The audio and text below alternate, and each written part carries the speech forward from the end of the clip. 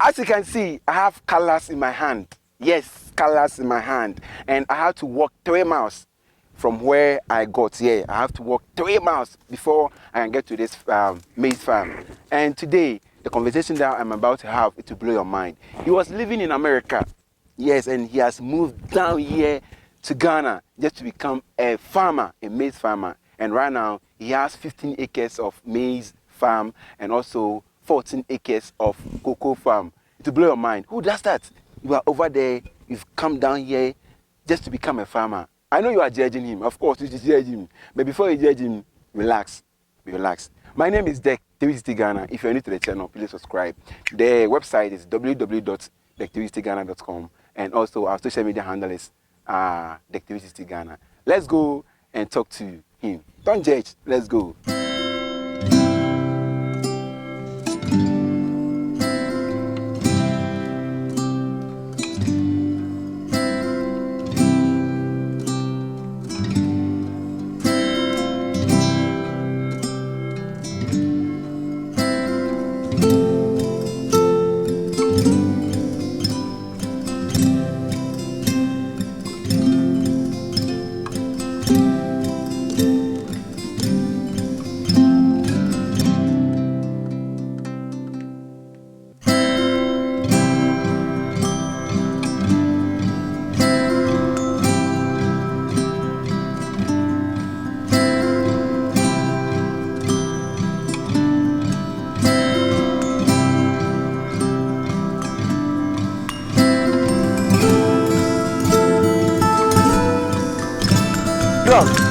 Hello. Hey, long time. Boy, you hiding. So eventually I've got you, right? Doc, yeah. I know you are Doc. Basic of my viewers, can you introduce yourself? Anyway, I have varieties of, credentials, but that's irrelevant. Okay. I'm a reverend minister too. Okay. And I'm also a doc. Okay. Yeah. Okay. I've resided in America for quite a sizable number of years. Okay. Almost about 30 years. 30 years. Yeah. Which state? I was in Massachusetts, Worcester. Oh, okay. Okay. I know they are judging you. They are judging you. Yeah. Why would you leave the goodies, the monies over there and come here just to become a maize farmer and cocoa farmer? How did it start? Actually, I've forgotten about this one philosopher. Okay. He said, if you have a vision or you have something that you are doing, okay, and you enjoy doing it, and it affects somebody's life, okay, that's all life is all about. Okay. Okay. Now, like you're talking about maize and then cocoa farming. At the end of the day, what is it about? It's all about money. It's about money. And I enjoy doing what I'm doing now than when I was living in the United States. Okay, so you enjoy farming here? I'm really. That is my motivation. So what inspired you? What inspired you, or who inspired you to become a farmer? Well, I was, typical Ghanaian. Most of that were not, had parents who were very rich. Okay. Of course, we are born a farmer. So all my life, kind of like I've been involved in farming. Okay. And so when I went to the United States, I tried to, continue with the farming activity. Okay. Almost about 10 years I invested.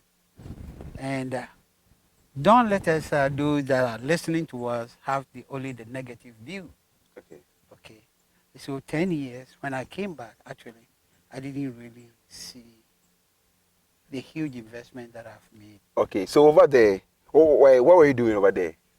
I was a professor. You were a professor? Okay. A reverend minister. And a reverend minister over there for 30 years? Almost 30 years. Almost 30 years. And you came down here. When you were there, you were into farming? Yes. Yeah, in Ghana here? Yeah, cocoa farming. Cocoa farming, okay. And you came down here just to continue with the farming? Yeah. And in fact, when I came back, that is 2018, okay, I never saw any farm. Oh, why? That is what sometimes deters us, those that are abroad, to engage, trustworthiness and all that. Once I employed about 16 laborers. No, let me get this straight. When you were there, you employed over 16 laborers 16 laborers. just to work on your farm, the Farm, cocoa farm. And when you came down here to settle, there was none. There wasn't actually. There was no cocoa. There was, but almost about like 5 acres. Oh, And the rest. And this part of the cocoa farm that I've turned into the maize farm. oh, okay. So here, this land was cocoa farm, and you cleared it just to plant maize. It is not necessary that I cleared it. They didn't take care of it, so they all died down.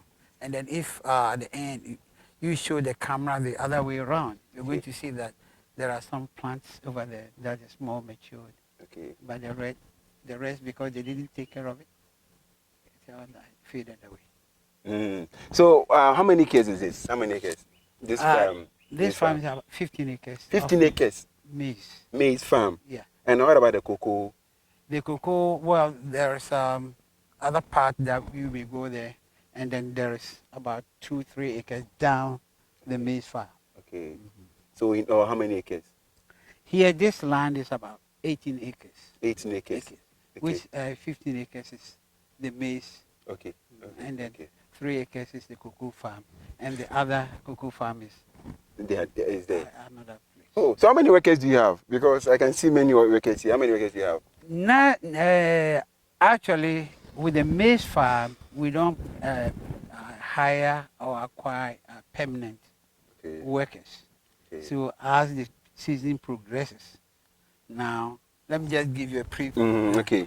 The preview is that first you have to prepare the land. Okay.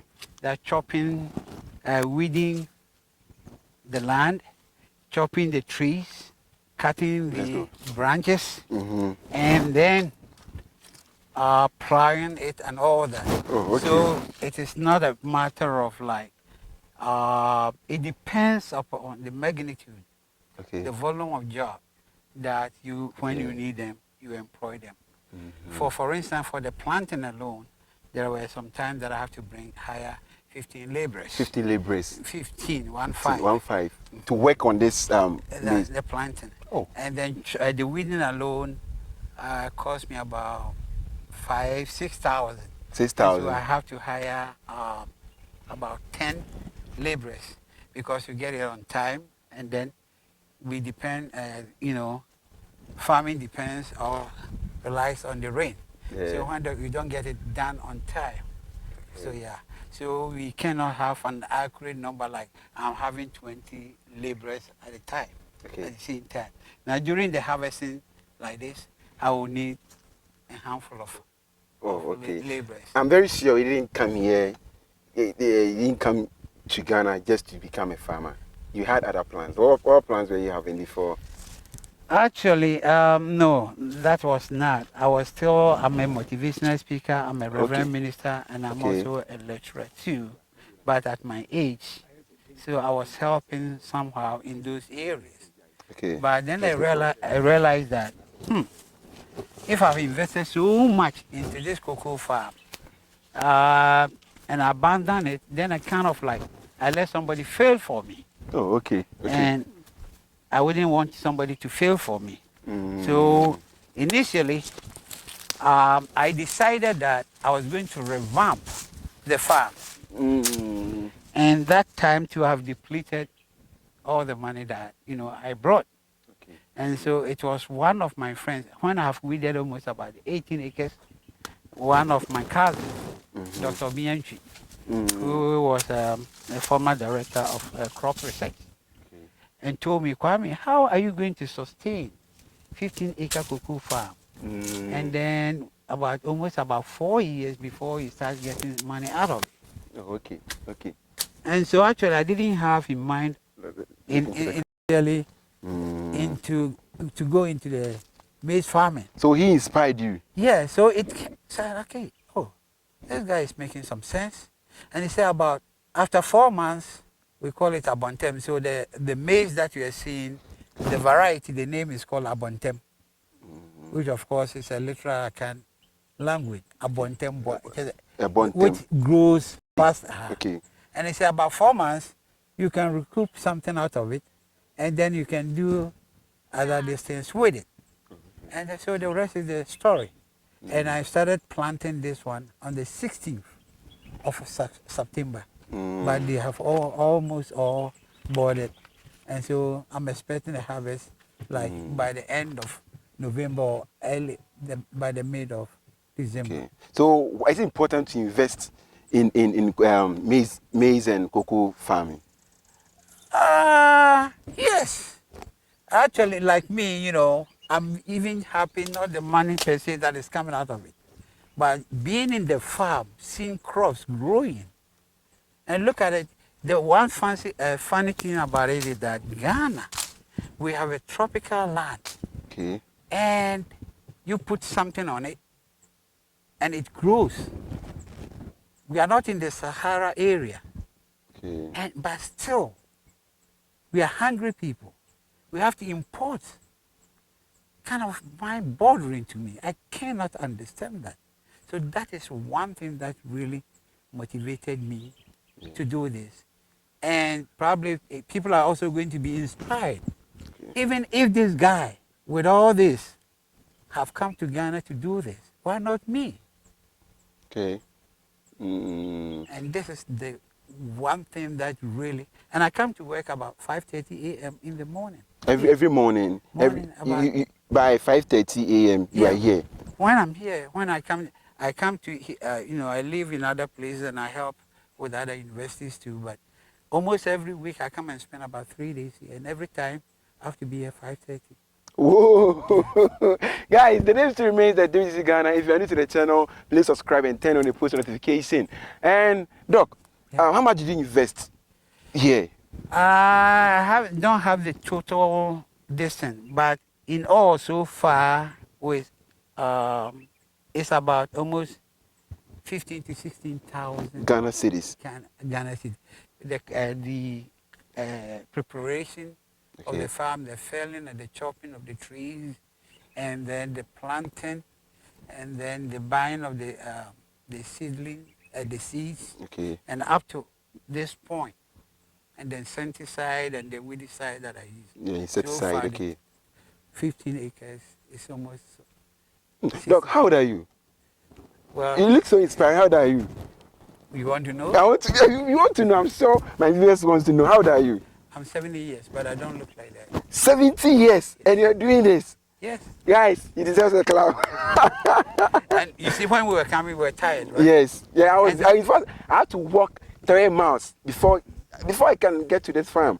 Yes. But you wasn't tired. You was like, oh, it's normal. But you're doing it. Yep. Okay, Doc. I'm sure people are watching us. They are outside, and they want to venture into agriculture. What are you telling them? Yes, having been there before, you see, no matter whether you are in Europe, Asia, North or South America or Australia, it doesn't matter. But you see, there is a cultural aspect. Our people are not trustworthy. Our people, as in Ghana. In Ghana, okay. That is the culture. They think that when you're over there, the money is kind of like going to look for snails. Okay. It is not. And that you can easily get the money. And so they kind of like, we don't live the kind of lifestyle. So you trust your friend or your brother or your relative. And then like I told you before, I had 16 laborers for almost about 5 years. And then you can see in the cocoa plant. So when you were there, you left everything to them. You came down my here. Nephew. And you were just cutting some pictures, some other pictures to come and deceive me that. Oh. And since even I came about 2 years, I haven't seen him before. He hasn't come. So that is the trust aspect is not there. So, but if you want and you can really get a genuine person, then I will encourage you to do that. Okay. Let me just tell you something. Now even you can't get either roasted or cooked corn to buy on the street.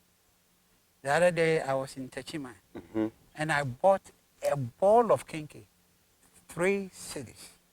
When I came first, When I buy one ball of kinky, I can't eat it. 3 cedis for one ball of kinky, and I could finish it. Mm. So you can see. Okay. And imagine if one of them is going to cost 1 cedi.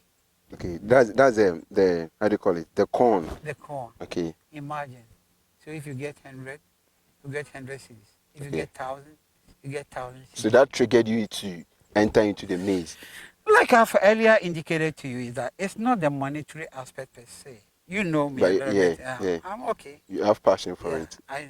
the passion and the fact that, you know, even we are in our own country, tropical land, Okay. that we are hungry here. That What made about you the into. Saharan people? Okay. Why? And then imagine 1,000 people are able to cultivate this 15 acres or more. Then we don't need to rely importing hard currency, importing maize. Okay. So anybody who is out there who wants to venture out there, Europe, America, who wants to in the diaspora, they want to venture into maize farming or any other. What are you telling them exactly? It's not only diaspora, but even in Ghanaians. Now, I do understand the viewpoint of the youth. No job and all that. Yes, I do. You have just graduated, right? Yes. You're going to do your national service, right? Yes. After that, you are not even guaranteed with a permanent job. Yes. So what is the next thing to do? Now, seeing this, probably you are motivated. Very. That's right. And you can even make more money than teaching. And so it's not those that are only in abroad, diaspora, but within the Ghanaian ourselves. Because we have a stigma to farming Okay. as we are growing up. I quite remember, let me tell you the story. The story was that there was a Northerner whose son was granted a scholarship, Legon.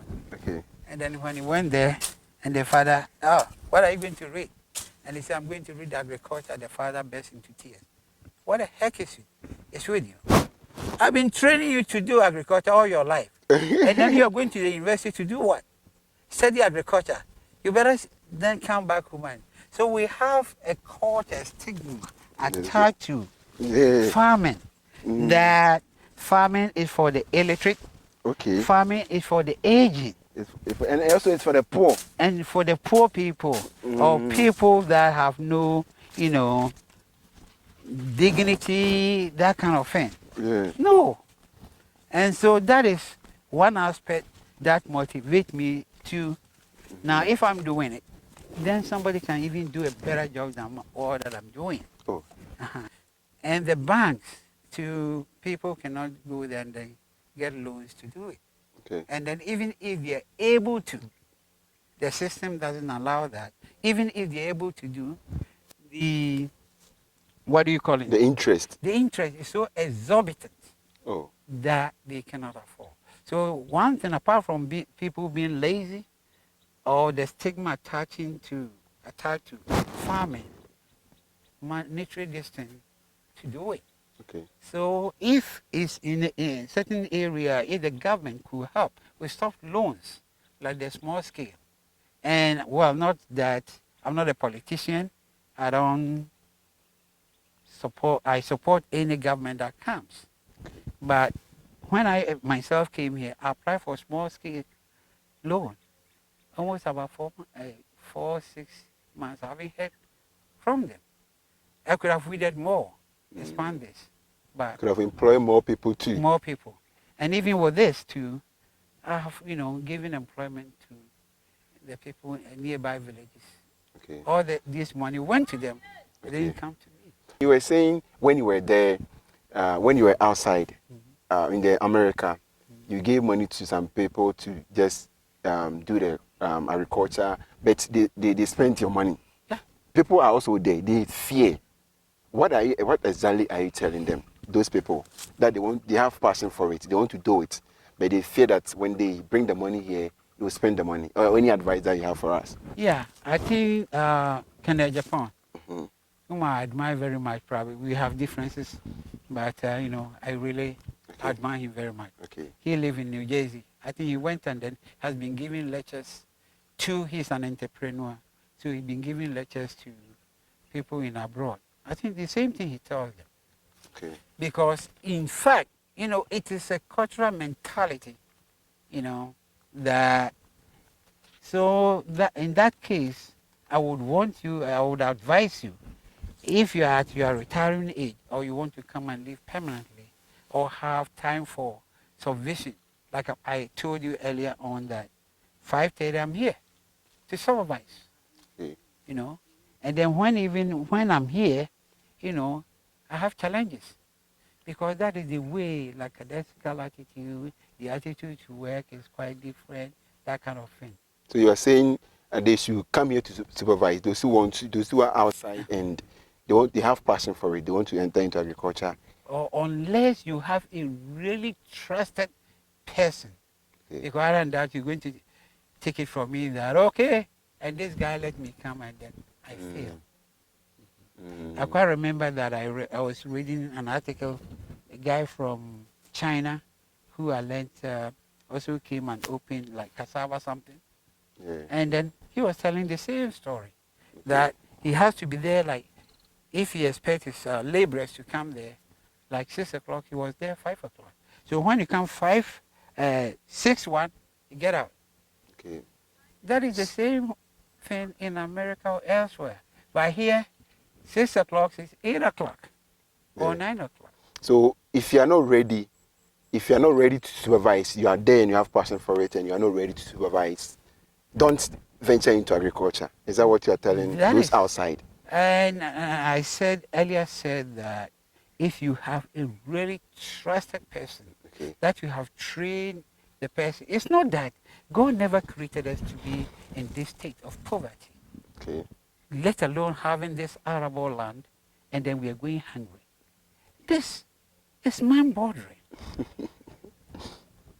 God never did that. What about the Sahara, Kuwait, Iraq, when they don't have, it's our mentality, the way we think, the way we attack this thing, and the kind of attitude about this, spiritual, bayism, abosomsem. Are we the only country that we have all these things? And that retards progress. Okay. Somebody even is thinking that if he comes to do such a thing, he's going to die.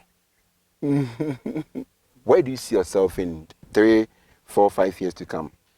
I'm very much encouraged, like 16th September, today is what? Today is 15th November. November. Yeah. So do the math. And this is what we are seeing now. So I'm about to harvest it less than 1 month ago. 1 month to come. Wow. So 3, 4, 5 years to come. I'm seeing that the next year I'm going to double the size. I have also a vision next year to make plantation alone about 2 acres, and then to make pawpaw. I'm making research in India, Okay. pawpaw business. Okay. Yeah. Do you eat pawpaw in the street? Of course. Have I you take planted one pawpaw. before? Oh, no. Why not? Because the time will come for me to do it. The time is now. Once you are eating it, the time, you're about 25. You see the mentality that we have? Even in your house, in your compound, you could have planted Okay. 2, 3 pawpaw trees, and you need not to have bought it on the street. Till the next 3 years, so I'm also thinking about pawpaw, about 2 acres, pawpaw business, 2 acres. Okay. And then I'm also thinking about banana. But banana even costs more than plantain. I didn't know that after this. So are you going to use part of this 28 I acres? have other lands around. You have other lands. Yeah. People have the passion, but they don't have the land. Excuses are kind of terrible to people. But Rome was not built in a day. And with this kind of attitude that we have, the Ghanaian mentality, excuses, I don't have the land, I don't do this, I don't have the money. When I was starting this business, actually I didn't have 1,000 cedis, not dollars, 1,000 cedis. You understand? But the determination, I said, I am going to, because I have to change my life. How, where, and when sometimes is the business of the resilient mind. And with God, I don't know if you're a Christian. But Doc, you know something too. There is this narrative of and mindset of Africans, especially Ghanaians. They think that when you venture into farming, you are poor or you want to become poor. I don't know if you've heard that before. Yes, it's a cultural mentality. Now, like you see, in Adoba, right? Okay. Who is the most beautifully clothed person there? He's the chief. You see? Yeah. We Africans, when did you see my friend Ekene Japan's Yeah. dress in the United States? Yeah. You wouldn't dress that way. Yeah, of course. Anyway, people shouldn't judge me because you didn't allow me to go and Yeah, pick of my course, of farm. course. I didn't And say, allow huh. him. So that's why I'm dressed that. Yeah. I come with my bush clothes. You see, what people think doesn't define you. Okay. What people think about you doesn't define you. So if I should think that you are a thief, would you accept that you are a thief? I wouldn't. So what are you talking about here? So that's what you think. I don't care about what you think. That's right, the same way. So if people think people that go into agric or something are poor, it's their own prerogative and it's their own business. Okay. You see, the farm that we pass by, cocoa farm, Okay. that I told you, it's about 30 acres. It's called Mr. Boatin. He was the former principal for, 30 acres. yes, Then I should see him Yeah, too. okay. See him too. and he was the former principal for Ibusu Cocoa College. Now, then if you see my heart, we turn it into, this Nochimai, we turn it into Ibusu Agri Cocoa College. Okay. Agri College. Mhm. Okay. Yeah. Now this guy came, he has made 30-acre cocoa farm. He's still having another poultry farm. Wow. Wow. Wow. Wow. Has it changed his personality? Okay. No. Would you consider that person to be what? A poor person? No. So you see, if somebody, the way somebody thinks shouldn't Your problem. define you. If the government who subsidize, or if they come and see something like what I've done, not that somebody just come there on paperwork and then, because in every area they have a great extension offices, Yeah, okay. of which one Mr. Kojobin has come to inspect. Oh. So when it goes to give, Look, it's very big. The farm is very, very big, 15 acres. I think you deserve the best farmer for this year. well, Or are we expecting it next year? oh, why not now? Why not now? I need now. Actually, I'm crowning you. You are the best farmer Well, for this year. okay, anyway, let me clarify this. He said, Okay. Careful. But I may think that somebody might have done something bigger than this or something. But at least the motivational aspect that somebody, wow, this guy is doing that kind of thing, and then that's where my distance. Okay. So if they decide, actually, my work testifies to what I've done. So, Doc, will you be going back to the States? Oh, no. So it's full-time farming for now. Full-time. If I'm going there just for a visit. Visit. No. Whoa. I'm really into farming because December, by mid of December, I have to cut this one. Okay. And then I have the swampy one that I told you I'm going to do it. That one starts from December. So there's no ample time. Yeah. And I want to see what is going on. So by the end of December, I have to clear that one because it's swampy. Okay. And then that one we have to plant it in December. So by that time, I have to also start clearing this land again. From January to February and plant March. So you see, I'm scheduled tight. Okay. So, Doc, I don't know what you have for them. People are watching us. They have passion for farming. They want to venture into farming. And what you've done, I'm inspired. I'm inspired. What are you telling them? Those outside, the youth, what are you telling us? You see, that is what kind of like, we call something common sense. You have it, right? Of course. And I have it. But the essence of common sense is the utilization, how to use it. Okay. Now look, When even God created us, He never gave us anything. But He gave us land. From the land, we have the minerals, mineral deposits. everything. And then you grow, you are working on the land. Yeah, giving us the mind too, the brain. Utilize the land. Okay. So the motivation is that if almost about half of people are encouraged, motivated to go into farming, of which it doesn't require so much capital. It's not capital intensive so much. And then they are motivated to do that. We'll be self-producing sufficient, food sufficient country. Okay. And then export. Instead of using a hard currency to import. Yeah. People can even encourage. But the mentality again is there. I can't see somebody buying plane ticket going to China to go and what? Import rice. When we have the land that we could do it. Even I don't know yet because I have to be very factual. But I wouldn't be surprised that we import maize. The other day even I read that they were importing what? Tomatoes. We call it tomatoes or what? Yeah. Tomatoes.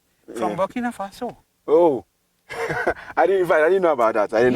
Honestly. I didn't know about that. And kind of what the heck is going on here? Huh? And so even if, we can, the banking institutions, like I say, is very cumbersome, difficult and all that to get the loans. And then if it's a proven case like this, and then we can get a soft loan from the government. Yeah, I can do tomato. I have the land. I can do almost about 20 acres tomato and supply it. Wow. And what about that? So, but if you're new to the channel, please subscribe and turn on the post notification. Like I said, the maize farm is huge. 15 acres. 15 acres. Very, very huge. And I have already crowned him as the best farmer. Central East. Yeah. Anyway, my district is Central East. Central East. In the area. Yes. Kumawood area. That side. No. Kumawood is another district. Another district. So yeah, Fijase, Asokore. Yes, I have to crown him. Well, but yes, he moved from America down here just to become a farmer. Yes, and he has said a lot. And I know that yes, you use your talent. If you have any land anywhere, don't just sit anywhere.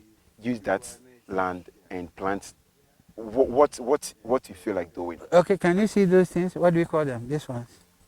Maize. Plantain. Yeah, this year because we were late with the rains. Okay. That one alone I planted 1,000. 1,000. Yeah. Maize, 1,000 maize. No. 1,000 are plantains in the maize farm. Yeah. And so next year I'm going to plant, like I said, I'm going to make plantation farm alone for almost about 2 acres, 3 acres. That will occupy about 4,000 or 6,000 distance. And then the banana one too, the same thing, and the pawpaw. Look, so, you've inspired me. Well, I'm inspired. Okay. I'm so inspired. Then I want you to be a farmer. So if somebody, okay, when the cropping is done, when the harvesting time is done, you come back. Okay. Oh, okay. Subscribe, turn on the post notification. Thank you for watching. Thanks for subscribing. Until then, bye.